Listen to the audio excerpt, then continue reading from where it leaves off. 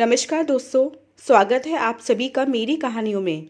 मैं हूं शिखा और एक बार फिर से आपके लिए लेकर आई हूं एक नई कहानी और उम्मीद करती हूं कि ये कहानी भी बाकी कहानियों की तरह आपको बेहद पसंद आएगी और आप पहले की तरह अपना प्यार और सपोर्ट मेरी वीडियोस पर बनाए रखेंगे। कहानी पसंद आए तो चैनल को सब्सक्राइब करना मत भूलिएगा। तो चलिए अपनी आज की कहानी शुरू करते हैं।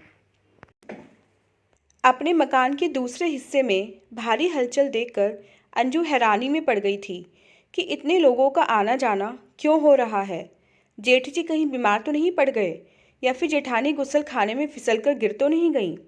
जेठानी की नौकरानी जैसे ही दरवाजे से बाहर निकली, अंजू ने इशारे से उसे अपनी तरफ बुला लिया। चूंकि देवरानी और जेठानी में मनमुटाव चल रहा था, इसलिए जेठानी के नौकर इस ओर आते हुए डरते थे। अंजू ने चाय का गिलास नौकरानी को पकड़ाते हुए कहा, थोड़ी देर बैठकर कमर सीधी कर ले। चाय से भरा गिलास देकर नौकरानी खुश हो उठी। फिर उसने अंजू को बहुत कुछ जानकारी दे दी और ये कहकर उठ गई कि मिठाई लाने में देरी हुई तो घर में डांट पड़ जाएगी। यह जानकर अंजू के दिल पर सांप लौटने लगा कि जेठानी की बेटी निन्नी का रिश्ता अमेरिका प्रवासी इंजीनियर लड़के से पक्का होने जा रहा है। जेठानी का बेटा डॉक्टर बन गया, डॉक्टर बहू घर में आ गई। अब तो निन्नी को भी अमेरिका में नौकरी करने वाला इंजीनियर पति मिल गया। ईर्ष्या से जली भुनी अंजू पति और पुत्र दोनों को भड़काने लगी। जेठ जेठानी तो शुरू से ही हमारे दुश्मन रहे हैं। इन लोगों ने हमें दिया ही क्या है। ससुर जी की छोड़ी हुई 600 गज की कोठी में से ये 100 गज में बना टूटा फूटा नौकर के रहने लायक मकान हमें दे दिया। हरीश भी भाई से चिढ़ा हुआ था। वह भी मन की भड़ास निकालने लगा। भाभी यह भी तो ताने देती कहती हैं कि भैया ने अपनी कमाई से हमें दुकान खुलवाई, मेरी बीमारी पर भी खर्चा किया। दुकान में कुछ माल होता तब तो दुकान चलती, खाली बैठे मक्खी तो नहीं मारते। बेटे ने भी आक्रोश उगला। अंजू के दिल में यह बात नश्तर बनकर चुपती रहती कि रहन सहन के मामले में हम लोग तो जेठानी के नौकरों के बराबर भी नहीं हैं। जेठ जेठानी से जलन की भावना रखने वाली अंजू कभी यह नहीं सोचती थी कि उसका पति व्यापार करने के तौर तरीके नहीं जानता। मामूली बीमारी में भी दुकान छोड़कर घर में पड़ा रहता है। बच्चे इंटर से आगे नहीं पढ़ पाए। दोनों बेटियों का रंग काला और शक्ल सूरत भी साधारण थी। न शक्ल न अकल और न दहेज की चाशनी में पगी सुघड़ता। संपन्नता तो अच्छे रिश्ते कहाँ से मिले। अंजू को सारा दोष जेठ जेठानी का ही नजर आता, अपना नहीं। थोड़ी देर में जेठानी की नौकरानी बुलाने आ गई। अंजू को बुरा लगा कि जेठानी खुद क्यों नहीं आई। नौकरानी को भेजकर बुलाने की बला टाल दी। इसीलिए दो टुक शब्दों में कह दिया कि यहाँ से कोई नहीं जाएगा। कुछ देर बाद जेठ ने खुद उनके घर आकर आने का निमंत्रण दिया तो अंजू को मन मारकर हाँ कहनी पड़ी। जेठानी के शानदार ड्राइंग रूम में मखमली सोफों पर बैठे लड़के वालों को देखकर अंजू के दिल पर फिर से सांप लौट गया। लड़का तो पूरा अंग्रेज लग रहा है। विदेशी खान पान और रहन सहन अपनाकर खुद भी विदेशी जैसा बन गया है। लड़के के पिता की उंगलियों में चमकती हीरे की अंगूठियां व माँ के गले में पड़ी मोटी सोने की जंजीर अन्नू के दिल पर छुरियां चलाई जा रही थी। एकाएक जेठानी के स्वर ने अंजू को यथार्थ में ला पटका। वे लड़के वालों से उन लोगों का परिचय करा रहे थे। लड़के वालों ने उनकी तरफ हाथ जोड़ दिए तो अंजू के परिवार को भी उनका अभिवादन करना पड़ा। जेठ जी कितने चतुर हैं। लड़के वालों से अपनी असलियत छिपा ली। ये जाहिर नहीं होने दिया कि दोनों परिवारों के बीच में बोलचाल भी बंद है। माना कि जेठ जी के मन में अब भी अपने छोटे भाई के प्रति स्नेह का भाव छिपा हुआ है, पर उनकी पत्नी, बेटा और बेटी तो दुश्मनी निभाते हैं। भोजन के बाद लड़के वालों ने निन्नी की गोद भराई करके विवाह की पहली रस्म संपन्न कर दी। लड़के की माँ ने कहा, मेरा बेटा विशुद्ध भारतीय है। वर्षों विदेश में रहकर भी इसके विचार नहीं बदले। यह पूरी तरह भारतीय पत्नी चाहता था। इसे लंबी चोटी वाली व सीधे पल्लू वाली निन्नी बहुत पसंद आई है और अब हम लोग शीघ्र शादी करना चाहते हैं। अंजू को अपने घर लौटकर भी शांति नहीं मिली। निन्नी ने छल कपट करके इतना अच्छा लड़का साधारण विवाह के रूप में हथिया लिया। इस चालबाजी में जेठानी की भूमिका भी रही होगी। उसी ने निन्नी को सिखा पढ़ाकर लंबी चोटी व सीधा पल्लू कराया होगा। अंजू के घर में कई दिन तक यही चर्चा चलती रही कि जीन्स शर्ट पहनकर कंधों तक कटे बालों को झुलाती हुई डिस्को में कमर मटकाती निन्नी विशुद्ध भारतीय कहाँ से बन गई। एक शाम अंजू अपनी बेटी के साथ बाजार में खरीदारी कर रही थी। तभी किसी ने उसके बराबर से पुकारा, आप निन्नी की चाची हैं ना?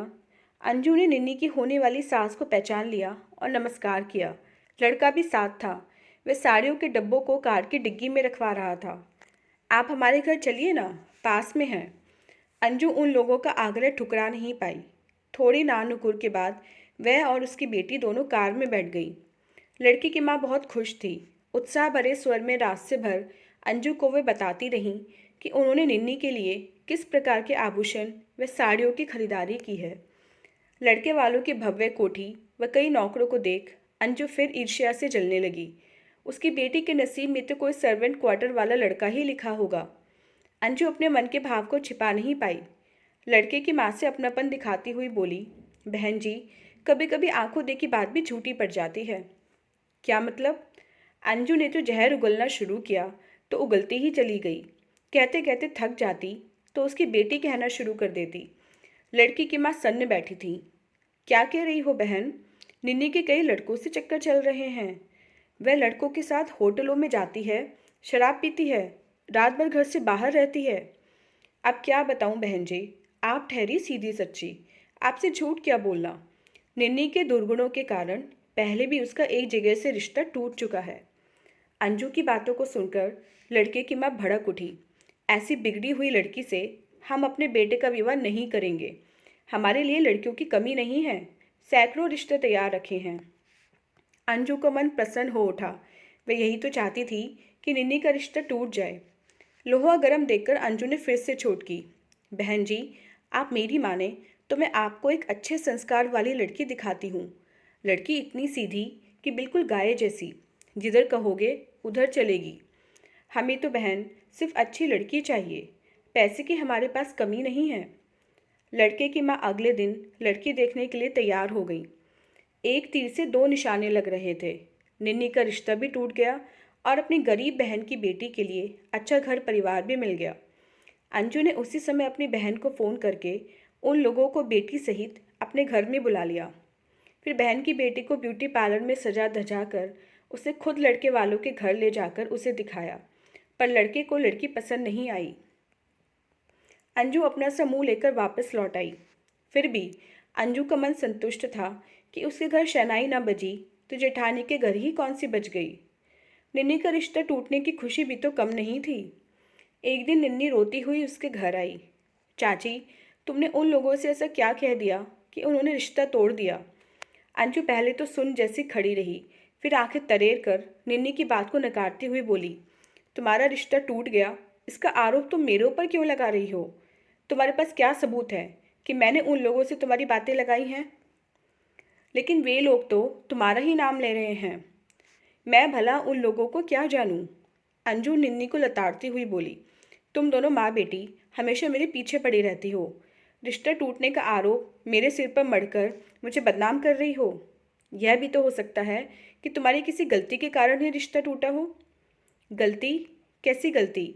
मेरी बेटी ने आज तक निगाहें उठाकर किसी की तरफ नहीं देखा, तो कोई हरकतें गलती भला क्यों करेगी? दीवार की आड़ में खड़ी जेठानी भी बाहर निकल आई थी।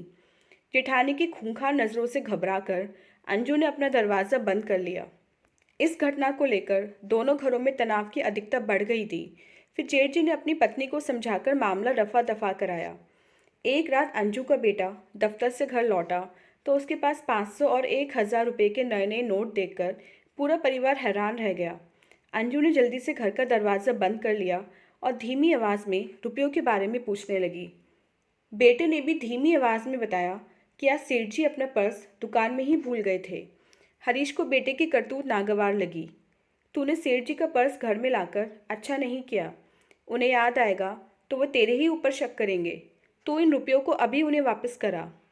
आंखें तरेर कर अंजू ने पति से कहा, तुम सचमुच के राजा हरिश्चंद्र हो तो बने रहो, हमें सीख देने की ज़रूरत नहीं है। माँ बेटा दोनों देर रात तक रुपयों को देख देख कर खुश होते रहे और रंगीन टेलीविज़न खरीदने के मंसूबे बनाते रहे। सुबह किसी ने घर का दरवाज़ा जोरों से खटखटाया। अंजू ने दरवाजे खोलने से पहले खिड़की से बाहर देखा तो उसकी सिट्टी पिट्टी गुम हो गई। बेटे की दुकान का मालिक कई लोगों के साथ खड़ा था। अंजू घबराकर पति को जगाने लगी। देखो तो, ये कौन लोग हैं? बाहर खड़े लोग देरी होते देखकर चिल्लाने लगे थे। दरवाज़ा खोलते क्यों नहीं? मुंह छिपाकर इस तरह कब तक बैठे रहोगे? हम दरवाज़ा तोड़ डालेंगे। शोर सुनकर जेठ जेठानी का पूरा परिवार बाहर निकल आया। उनको बाहर खड़ा देखकर अंजू का भी परिवार बाहर निकल आया। आप लोग इस प्रकार से हंगामा क्यों मचा रहे हैं? हरीश ने साहस करके प्रश्न किया। तुम्हारा लड़का दुकान से रुपये चुरा कर ले आया है, मालिक क्रोध से आग बबूला होकर बोला। सेठ जी, आपको कोई गलतफहमी हुई है। मेरा बेटा ऐसा नहीं है। इसने कोई रुपये नहीं चुराए हैं। अंजू घबराहट से कांप रही थी। हम तुम्हारे घर की तलाशी लेंगे। अभी दूध का दूध, पानी का पानी हो जाएगा। सारे लोग जबरदस्ती घर में घुसने लगे। तभी जेठ जी अंजू के घर के दरवाजे में अड़कर खड़े हो गए। तुम लोग अंदर नहीं जा सकते, हमारी इज्जत का सवाल है। हमारे रुपये। हम लोग चोर नहीं हैं। हमारे खानदान में किसी ने चोरी नहीं की। यह लड़का चोर है। आप लोगों के पास क्या सबूत है कि इसने चोरी की? जेठ जी की कड़क आवाज़ के सामने सभी निरुत्तर रह गए थे। तभी जेठ जी का डॉक्टर बेटा सामने आ गया। उसके हाथों में नोटों की गड्डियाँ थीं। आक्रोश से बोला, बोलो, कितने रुपये थे आपके? जितने थे इसमें से ले जाओ।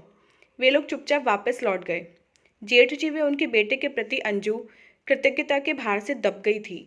अगर जेठ जी साहस नहीं दिखाते तो आज उन सबकी इज्जत सरे बाजार नीलाम हो जाती। अंजू रोने लगी। लालच में अंधी होकर वे कितनी बड़ी गलती कर बैठी थी। उसने वे सारे रुपए निकालकर बेटे के मुंह पर दे मारे। ले, दफा हो यहाँ से। चोरी करेगा तो इस घर में नहीं रह पाएगा। मालिक को रुपए लौटाकर माफ़ी मांगकर आ, नहीं तो मैं तुझे घर में नहीं घुसने दूंगी। फिर वह जेठ जेठानी के पैरों पर गिरकर बोली, आप लोगों ने आज हमारी इज्जत बचा ली। तुम लोगों की इज्जत हमारी इज्जत है। खून तो एक ही है। आपस में मनमुटाव होना अलग बात है, पर बाहर वाले आकर तुम्हें नीचा दिखाएं, तुम कैसे देख सकते हैं? जेठ जी ने कहा। अंजू शर्म से पानी पानी हो रही थी। जेठ जी के मन में अब भी उन लोगों के प्रति अपनापन है, और एक वह है कि उसने जेठ जी के प्रति कितना बड़ा अपराध कर डाला। उफ, क्या वे अपने आप को कभी माफ़ कर सकेगी? अंजू मन ही मन घुलती रहती। निन्नी का कुमलाया हुआ चेहरा उसे अंदर तक कचोटता रहता। निन्नी छोटी थी तो उसका आंचल थामे पूरे घर में घूमती फिरती। माँ से अधिक वे चाची से हिली मिली रहती। अपने बच्चे हो गए तब भी अंजू निन्नी को अपनी गोद में बिठाकर खिलाती पिलाती रहती, और अब ईर्ष्या की आग में जलकर उसने अपनी उसी प्यारी सी निन्नी की भावनाओं का गला घोट दिया था। एक दिन अंजू के मन में छिपा अपराध बोध सहन शक्ति से बाहर हो गया तो वह निन्नी को पकड़कर अपने घर में ले आई। उस पर अपनापन जताती हुई बोली, खाना पीना क्यों बंद कर दिया पगली? क्या हालत बना डाली अपनी? लड़कों की कमी है क्या? निन्नी उसे गोद में गिरकर बच्चों की भांति फूट फूट कर रो पड़ी। चाची, मुझे माफ़ कर दो। मैं उस दिन आपसे बहुत कुछ गलत बोल गई थी। उन लोगों की बातों पर विश्वास करके मैंने आपको गलत समझ लिया था। मैं जानती हूँ कि आप मुझे बहुत प्यार करती हैं। हाँ बेटी, मैं तुझे बहुत प्यार करती हूँ, पर मुझसे भी गलती हो सकती है। इंसान हूँ ना, फरिश्ता थोड़े ही हूँ। अंजू की आंखों से आंसू बहने लगे थे। पता नहीं इंसानों को क्या हो जाता है, जो कभी अपने होते हैं वे पराये लगने लगते हैं। पर तू चिंता मत कर, मैं तेरे लिए उस विदेशी इंजीनियर से भी अच्छा लड़का ढूंढ निकालूंगी। बस तो खुश रहा कर, वैसे ही जैसे बचपन में रहती थी। मैं तुझे अपने हाथों से दुल्हन बनाकर तैयार करूंगी, ससुराल भेजूंगी। मेरी अच्छी निन्नी, तो अब भी वही बचपन वाली गुड़िया लगती है। जेठानी छत पर खड़ी होकर देवरानी की बातें सुन रही थी। अंजू के शब्दों ने उसके अंदर जादू जैसा काम किया। नीचे उतरकर पति से बोली, झगड़ा तो हम बड़ों के बीच चल रहा है, बच्चे क्यों पिसे? तुम अंजू के बेटे की कहीं अच्छी सी नौकरी लगवा दो ना। तुम ठीक कहती हो। अंजू की लड़कियां पूरे दिन घर में खाली बैठी रहती हैं। एक बिजली से चलने वाली सिलाई मशीन लाकर उन्हें दे दो। माँ बेटी सिलाई करके कुछ आर्थिक लाभ उठा लेंगी। ठीक है, जैसे तुम कहती हो वैसा ही करेंगे। इन लोगों का और है ही कौन? अंजू ने निन्नी पर प्यार जताया तो जेठानी के मन में भी उसके बच्चों के प्रति ममता का दरिया उमड़ पड़ा था। तो दोस्तों, ये थी हमारी आज की कहानी। उम्मीद करते हुए कहानी आपको पसंद आई होगी। मिलते हैं अपने नेक्स्ट वीडियो में इससे नेक्स्ट कहानी के साथ। तब तक के लिए आज्ञा दीजिए। धन्यवाद।